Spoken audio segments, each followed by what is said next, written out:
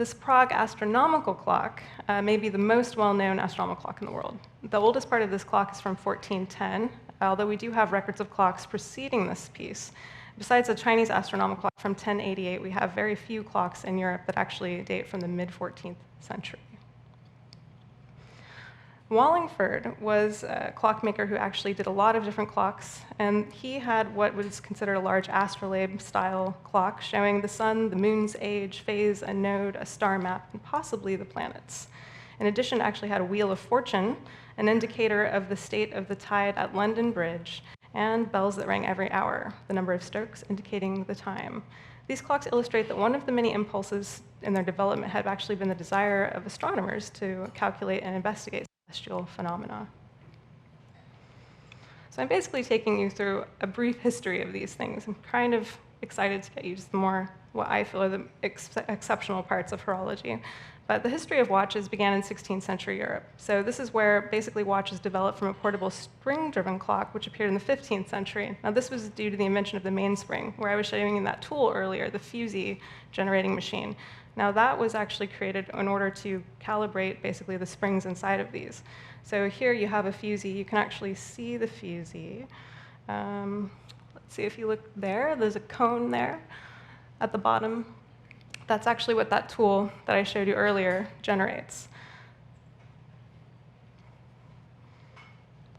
But in addition, about the same time, we actually have time finding its way into the church, or really rather that church found its way into time. We have clocks that regulate prayer, but we also have these pieces that were actually made to mechanize prayer. So this is a very interesting piece.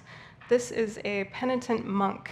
This automaton, when wound, would actually glance left to right. It would open and close its mouth, nod its head, eyes gazing at the cross each time, and it moved about 20 inches forward on a flat surface. So this is actually the act of mechanized prayer. This piece was commissioned by King Philip when his son took a tumble down some stairs.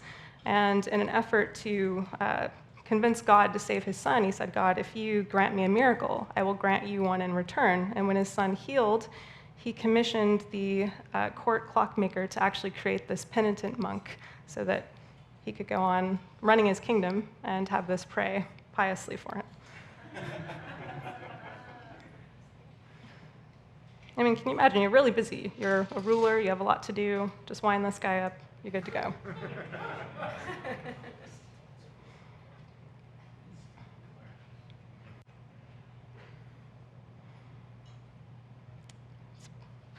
This is actually quite a long clip.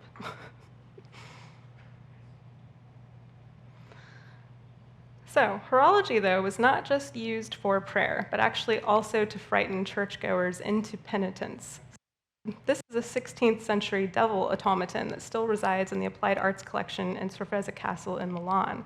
This was actually a groaning, bobbling demon. So when a churchgoer would enter the church, this torso would be situated so that someone hidden could actually wind this crank, which would generate this horrible groaning sound created by organ pipes, and a waggling demon head would pop up and scare you. I mean, it went past making groaning demon heads. You actually had these mechanical grottos and heavens and hells where people would make pilgrimages to these places to actually pay homage to these things. The more pious you were, the more likely you were to see these kinds of things. One of these was known as the Breton Jesus, and it actually would roll his eyes around in his head. He had blood flowing from a wound in his side, and there were women at his feet, gesticulating quite upsettedly, while a trinity with shifting eyes would stare at onlookers.